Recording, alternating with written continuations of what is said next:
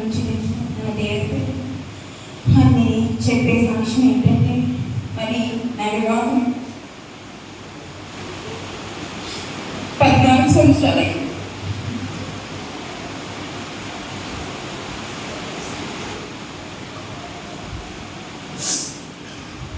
ఇంతవరకు సంతాన భాగ్యం లేదు. అయ్యా, నువ్వు 3 వారం జీవితాన్ని చిగిరింపు చేసే దేవుడు నువ్వే ప్రభు అని ఇప్పుడు ఆలయానికి ప్రార్థన చేసుకుంటూ ఉంటాను. మరి ఎక్కడ ప్రార్థన ఉంటే అక్కడికి వెళ్తూ ప్రార్థనలో పాల్గొంటూ పాల్గొంటూ ప్రార్థన చేయించుకుంటూ ఉంటాను. నా వివాహమైన 3 ఏళ్ళ నుంచి మరి మందులు వాడుతూ ఎప్పుడంటే ఎప్పుడు వాడుతూ మానేస్తూ ఉన్నామే, కానీ ఏనాడు నాకు గర్భిణీ రాలేదు. అయ్యా, అంతా నీ చిత్తమేనా ప్రభు అని లోకంలో బ్రతుకుతున్నా. మరి 1 సంవత్సరం క్రిందట మరి స్కానింగ్ తీపించినప్పుడు కడుపులో ఒక చిన్న కడుపులాగా వచ్చింది. మరి టాబ్లెట్లు ఇచ్చారు, వాడుతూ ఉన్నాను 4 నెలలు. మరి దాని పక్కన ఇంకో పెద్ద గడ్డలాగా ఇంకోటి పెద్దగా వచ్చింది. అది కలగడానికి ఆస్కారం లేదు. ఎమర్జెన్సీగా ఆపరేషన్ చేసేయాలని విజయవాడ పంపించారు. మా ఊరు సుబ్బారావు తరఫున ఆరోగ్యశ్రీ కార్డు పరంగా మేము వెళ్ళాము. వెళ్తే అక్కడ మరి ఎమర్జెన్సీగా చేసేయాలి, ఇన్ఫెక్షన్ ఉంది, అది ఇది తీసివేసి పక్కన ట్యూబ్ కూడా వెళ్ళిపోయింది, ఇన్ఫెక్షన్ ఉంది, నీరు వచ్చింది. పక్కన ట్యూబ్ కూడా మరి ఇంకో ట్యూబ్ కూడా చేరుకుంటుంది. మరి ఒత్తి చేస్తాము నీకు, మరి మొత్తంలో నువ్వు మరి లేచి మాకు చెప్పలేవు కాబట్టి అది కూడా నేను తీసేస్తామని చెప్పాను. అయ్యా, 2 ట్యూబులు చేసిస్తే నాకు బిడ్డలే పుట్టారు కదా ప్రభు అని నేను అప్పటికప్పుడే నా మనసులో వేదన పెడుతూ ఉన్నాను. ఎవరికి చెప్పుకోలేకపోయాను, దేవుడు తప్ప. అయ్యా, నా జీవితం అయితే అవుతుంది నా తండ్రి, అయ్యా నా తండ్రి అని ప్రార్థన చేసుకుంటున్నప్పుడు నా ప్రభు 2 రోజుల తర్వాత వచ్చి అడ్మిట్ అవ్వాల్సింది, ముందుకు వస్తే ఆమె గర్భసంచ తీసేయాలని చెప్తున్నారు వాళ్ళు. అయినా సరే ప్రార్థన చేసుకుంటూ మరి ఆరోగ్యశ్రీ కార్డు ఓకే అవ్వలేదు. అయ్యా, అంతా నీ చిత్త ప్రకారమే జరిగించు నాకు అని నేను ఎప్పుడు ప్రార్థన చేసుకుంటూ ఫాదర్ గారితో ప్రార్థన చేయించుకుంటూ అయ్యా మరి అంతటి వారి ముందు మరి మోకాళ్ళ దగ్గర నుండి ప్రార్థన చేసుకున్నప్పుడు వాళ్ళు ఇచ్చిన ట్యాబ్లెట్లు కూడా ఎందుకు మరి ఆపరేషన్ చేయించుకునేటప్పుడు నాకు ఈ ట్యాబ్లెట్లన్నీ ఎందుకని నేను అసలు ఆ ట్యాబ్లెట్ ఒక్కడు కూడా నేను వేసుకోకుండా మరి ఆయిల్ తాగుతూ పొద్దున్నే సాయంత్రం ప్రార్థన చేసుకుంటూ ఉన్నాను. మరి ప్రార్థన చేసుకుంటూ ఉన్నప్పుడు మరి మొన్న స్కానింగ్ చేయించుకున్నప్పుడు మరి లోపల ఆ కణితులు కూడా లేవమ్మా, గర్భసంచికి పక్కన ఉన్న ట్యూబ్ కూడా బాధ లేదు, నీరు లేదు, అంతా మంచిగా ఉందమ్మా. మరి టాబ్లెట్లు వాడుతున్నాను.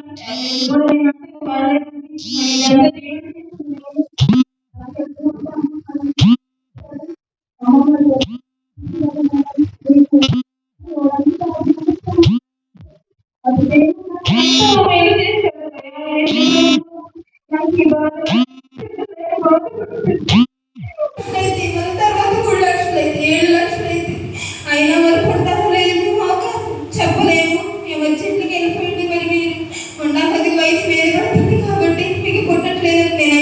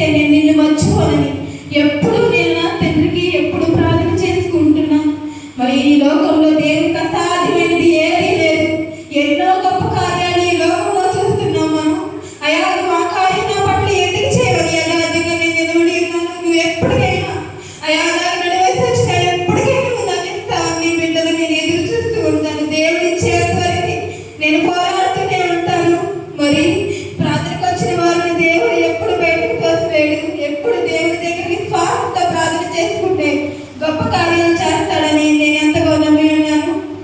మరి మా వద్దకు చిన్న బిడ్డ ఉంది మా ఇంట్లో. మరి ఆ బిడ్డకి మేము ఎంతో ఇష్టపడి గుడ్లు కొన్నాము. అయితే మరి ఆ బిడ్డ పోగొట్టుకున్నప్పుడు అయ్యా మేము ఎంతో ఇష్టపడి కొన్నాము అయ్యా, మరి అది దొరకాలని నేను ప్రార్థన చేసుకున్నప్పుడు ఒక ఆమె దొరికితే ఇచ్చింది.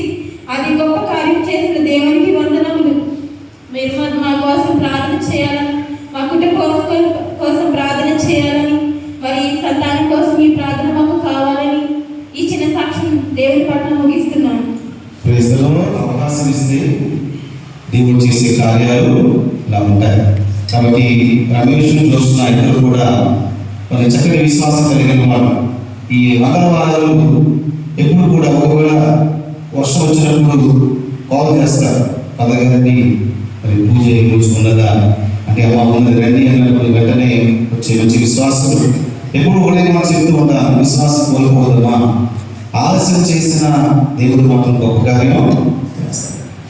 ఆలస్యమైనది బాధపడదు, ఏమో పరీక్షగా వచ్చేమో ఒకవేళ. కాబట్టి నీ రోజంటూ ఒక రోజు నీకు ఒక రోజు దేవుడు ఇస్తాడు. ఒక రోజంటూ నీకు దేవుడు ఇస్తాడు. ఆ రోజు దేవుడిని తాకినప్పుడు అది ఎంత అద్భుతం అంటే ఊహకందంగా అద్భుతం దేవుడు మనకు చేస్తాడు. కాబట్టి ఇటువంటి మనకు కూడాను సాక్ష్యాలు విన్నప్పుడు మనం కూడా మన విశ్వాసాన్ని బలపరుచుకోవాలి. అలాగే మనం కూడా మన జీవితాలకు సమర్పణ చేసుకోవాలి. నా రిక్వెస్ట్ ఏంటంటే ఇప్పుడు కూడా చెప్పే మాట ఏంటంటే మన పెద్దలను మాత్రం దేవుడికి సమర్పణ చేయాలి. మళ్ళీ చెప్తున్నాను, మన పడ్డాడని, చెడిపోయాడని, వెళ్ళిపోయాడని, మాట వినలేదని అలక్ష్యం చేయకండి. దయచేసి అర్పించండి, సమర్పించండి, దేవుని పదే పదే అర్పించండి. బిడ్డలు మారే వరకు ప్రార్థన చేయండి, బిడ్డలు పొందే వరకు ప్రార్థన చేయండి. అమ్మ నాన్న దీవెన అవసరం బిడ్డలకు. మళ్ళీ చెప్తున్నాను అన్నమాట, వాళ్ళే మీ ఆస్తి వస్తుంది, ఎవరు కాదు. మనం అలక్ష్యం పెడుతున్నాం కొన్ని విషయాలు, బిడ్డల విషయాలు.